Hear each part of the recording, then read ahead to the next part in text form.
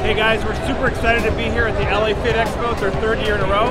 And what we're going to be doing today is we're going to be launching a tasty pastry. It's a low-carb Pop-Tart. It's got 3 to 4 grams of net carbs. And we love this show. This is our best place to be in LA.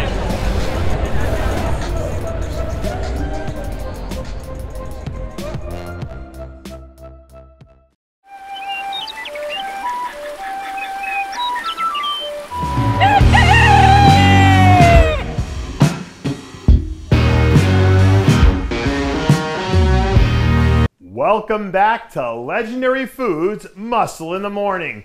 I'm Dave Palumbo and today is Friday, June 25th, 2021. And let's find out what's going on in the world of bodybuilding and fitness.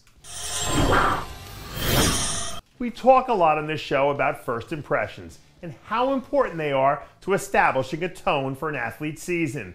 And even though it's still early, at this point I think you can make the argument that no one did a better job of setting the tone for their season in wellness this year than Angela Borghese. She started off by winning the Pittsburgh Pro despite no one really talking about her as a contender heading in. And then 3 weeks later she followed that up with a really strong second place effort at the New York Pro, where some people thought she actually deserved to beat Urishna Ayala. So, when you take into account the fact that she's probably been the most impressive athlete in this division since day one, it isn't hard to see why there are so many people dubbing her as the favorite to win the Olympia. And being the first ever Olympia wellness champ would be one hell of a way to leave a first impression on the history books if that's how it turns out.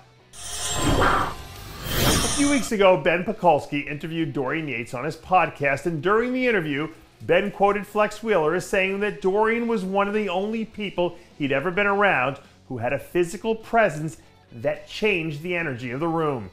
And I'm not about to go as far as to say that Derek Lunsford and Dorian Yates have that same thing going on, but I'll tell you what, people are definitely noticing when he's in the room these days. Now that his Olympia prep is in full swing, Derek really looks like he's operating on another level this year. Derek's always been someone who looked great while he was dieting, but this is different. He's bigger, his conditioning is better, and he has separation and detail in places that he didn't have it before.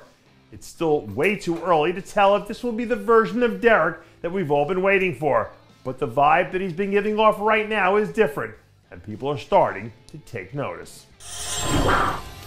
Anyone who knows me knows that I'm not a big fan of Starbucks. I'm not about all the sugars and all the syrups or all the prices for that matter, but I will say this, if there's something I appreciate about Starbucks, it's consistency. It doesn't matter where you go, if you show up and order a drink, 9 times out of 10 it tastes the same, regardless of where you go and get it from. There's tremendous value in being consistent, because that alone can make you the best at what you do. And as far as men's physique is concerned, it's hard to find anyone who's more consistent than Andre Ferguson. Right now, Andre's 7 weeks out from the Tampa Pro, and as always, he looks like he's right on the money. No matter where he is or where the show is, you know it's going to be the Andre that we've all expected to show up and deliver. And that level of consistency is what separates the good from the great in this business. So if he ends up as the last man standing in Tampa, his commitment to being consistent will be the biggest reason why. And finally, I want to close out the week with an interesting story that caught my attention yesterday. At last week's Dallas Europa Pro, Ed and Betty Pariso put together a Meet the Olympians and Athletes seminar that featured a lot of different people from the industry, including 7-time Mr. Olympia champ Phil Heath.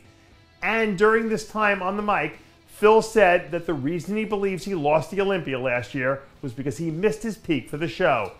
According to Phil, he'd never missed a peak for any show in his career, so the fact that he missed the mark and still managed to come in third was something that we should take into account. Now, just so we're clear, Phil's opinion is what it is, so what I think is really irrelevant, but I'm interested in what you guys think. Do you believe that Phil would have won if he didn't miss his peak last year? And if you do you think he should try and come back one more time to see if he can tie Lee Haney and Ronnie Coleman in the record books?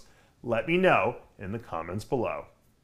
And that does it for yet another edition of Muscle in the Morning.